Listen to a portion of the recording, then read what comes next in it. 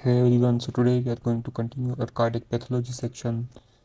We will be starting with shock. The shock is defined as inadequate organ perfusion and delivery of nutrients necessary for normal tissue and cellular survival and function. So initially it may be reversible, but it can turn out to be life-threatening if not properly managed. The four types of shock is hypovolemic shock, cardiogenic shock, obstructive shock, and distributive shock. So the hypovolemic shock is caused by hemorrhages, dehydration, or burns.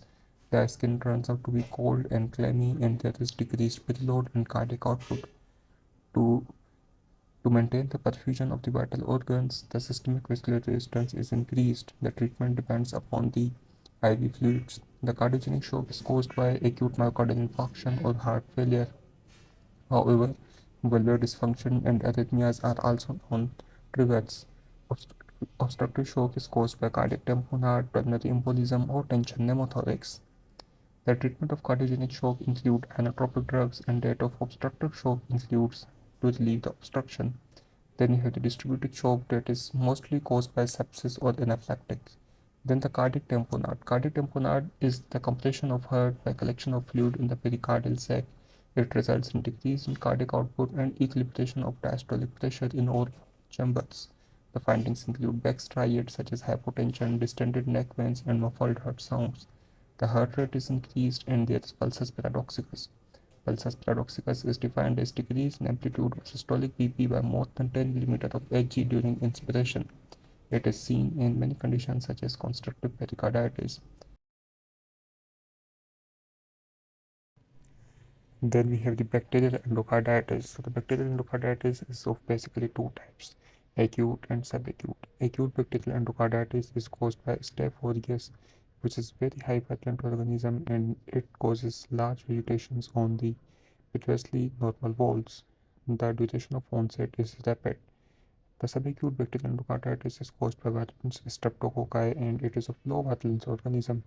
There are smaller vegetations on congenitally abnormal or diseased walls. It is most often a sequel of dental procedures, and the onset is gradual.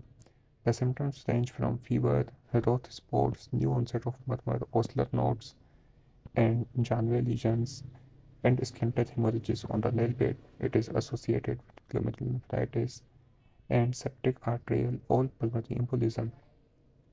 Bacterial endocarditis may be non-bacterial in origin, such as in cases of malignancy or hypercoagulable state.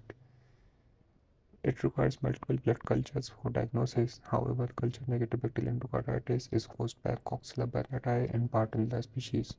Mitral valve is the most common involved valve. Tricuspid valve can be involved in IV drug users. It can also be caused by non-native organisms such as HASIC.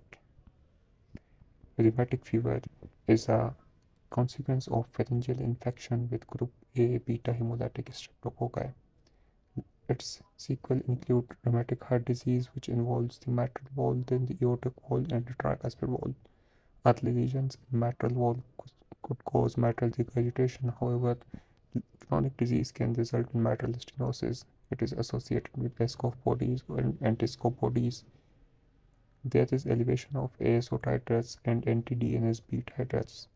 Diagnosis of rheumatic fever rests on the Jones criteria, which include migratory polyarthritis, carditis, nodules, erythema marginatum, and Sydenham chorea. Rheumatic fever is because of cross immunogenicity and type 2 hypersensitivity reaction between the bacterial protein M and the myosin protein on the cardiac muscle. Then you have the syphilitic heart disease, which is due to tertiary syphilis that disrupts the vasa vasorum of the aortic wall. It is due to calcification of the aortic root and ascending aorta, leading to tree bark appearance.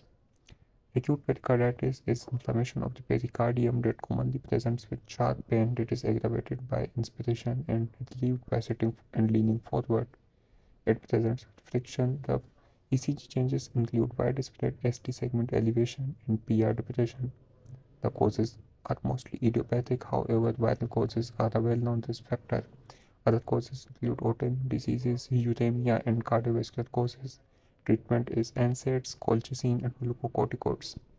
Then myocarditis is inflammation of the myocardium, which is global enlargement of the heart and dilatation of all chambers. It is one of the most common causes of sudden cardiac death in less than 14 years of age. Presentation is highly variable and causes include viral, parasitic, bacterial, toxins, and drugs. Lastly, we have the cardiac tumors. So basically, there are two types of cardiac tumors, myxoma and rhabdomyomas. Myxomas are the most common primary cardiac tumor in adults. 90% occur in the atria, left atrium being the most common. They often have a ball wall effect. They also produce interleukin 6, which causes constitutional symptoms such as fever and weight loss.